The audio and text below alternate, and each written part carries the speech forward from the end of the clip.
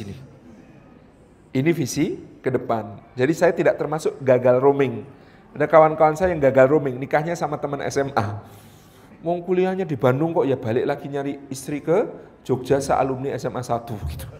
Itu namanya gagal roaming. Gitu.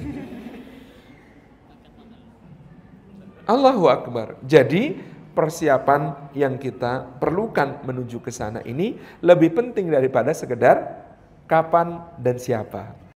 فاسألوا أهل الذكر إن كنتم لا تعلمون. Jadi betapa mudahnya berpindah dari dunia kesolehan ke dunia kesalahan di era digital di zaman sekarang. Gitu. Subhanallah. Maka menurut saya nikah ini untuk para ikhwan soal darurat. Darurat itu kalau tidak segera dilaksanakan mengandung bahaya yang besar. Wa qul lil mu'minina yaghuddu min absarihim wa yahfadhu furujahum. Ini karena godaan pertama di dalam hidup manusia secara dominan adalah minan nisa. Baru kemudian wal banin. Sarana ujian berikutnya adalah anak-anak, gitu ya. Anak sendiri, anaknya orang, gitu ya. Yang tadi istri sendiri, istrinya orang. Subhanallah, semuanya jadi ujian. Kata kawan saya yang dulu kerja di pertambangan, saya itu Masya Allah kalau pisah sama istri ya, berat sekali. Kalau lihat anak kecil, ingat anak sendiri. Kalau lihat akhwat, lupa istri sendiri. Gitu.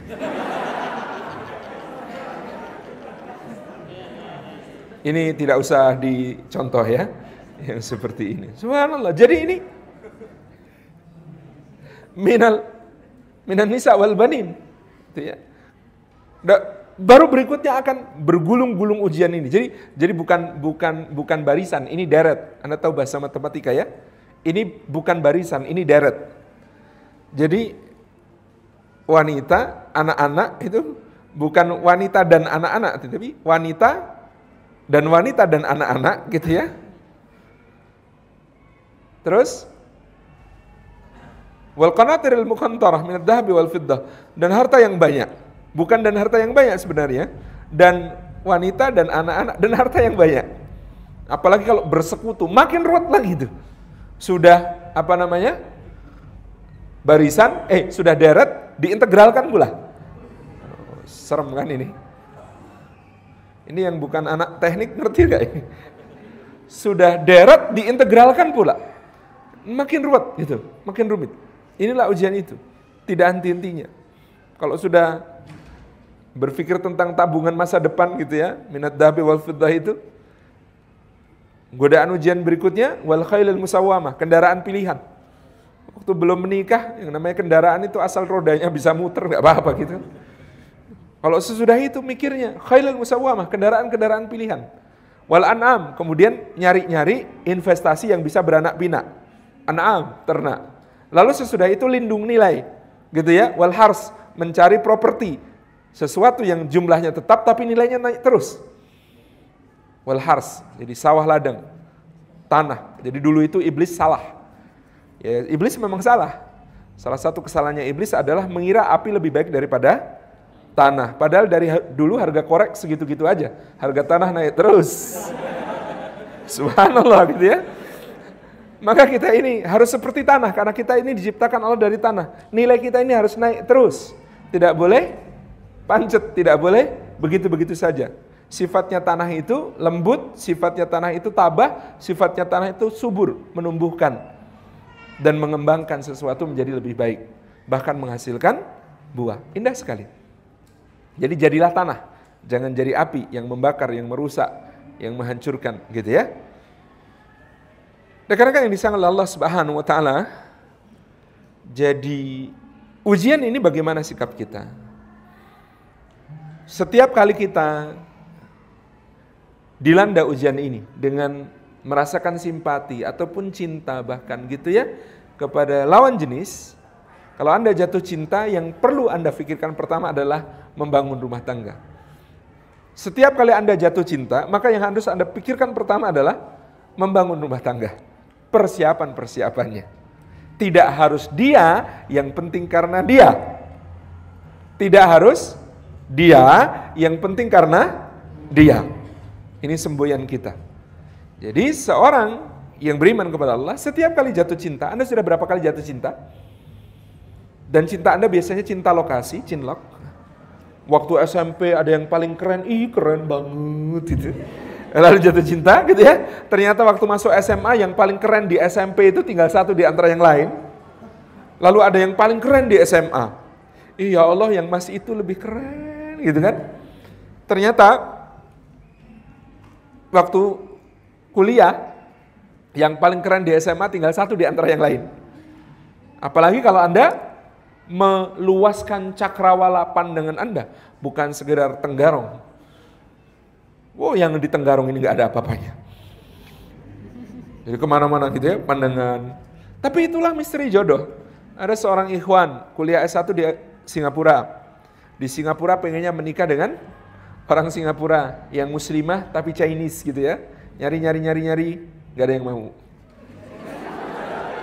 Kuliah S2 ke Australia. Di Australia, terutama di kotanya belajar di Sydney, itu banyak imigran Lebanon. Tahun 80-an Lebanon perang, itu banyak yang bermigrasi ke Australia.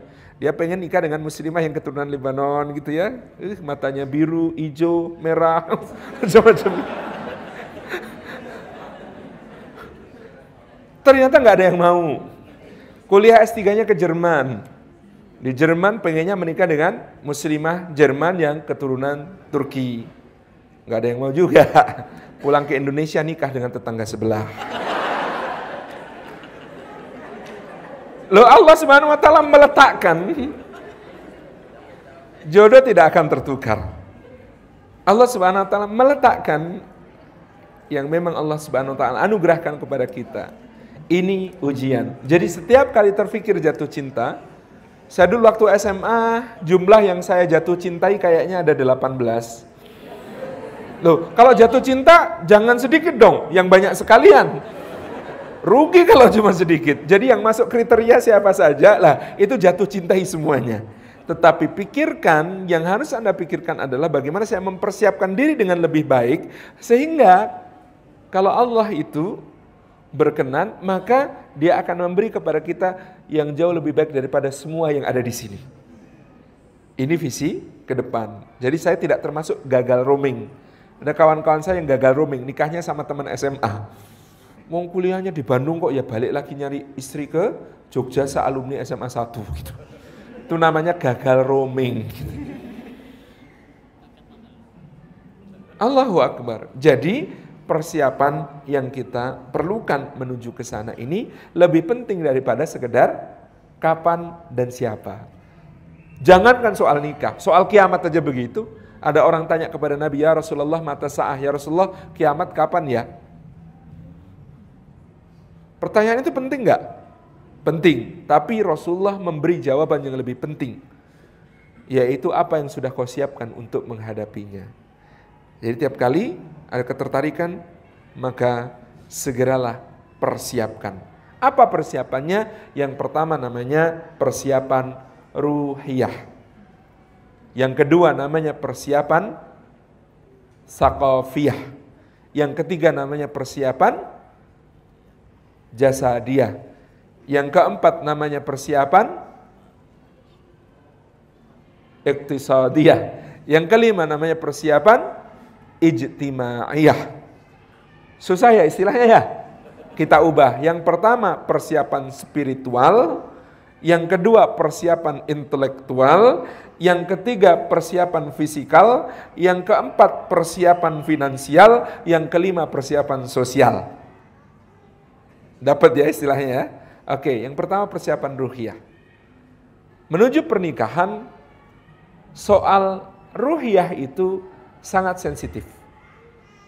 Maka kita harus menata hati betul-betul, sampai saya kemudian mengikuti Ustadz Fauzil Adzim menasihatkan, kalau ada kuliah pranikah sebagai satu seri pembelajaran, kok itu jumlahnya 16 pertemuan, maka 4 pertemuan pertama minimal adalah tentang niat. Alhamdulillahi Rabbil Alamin.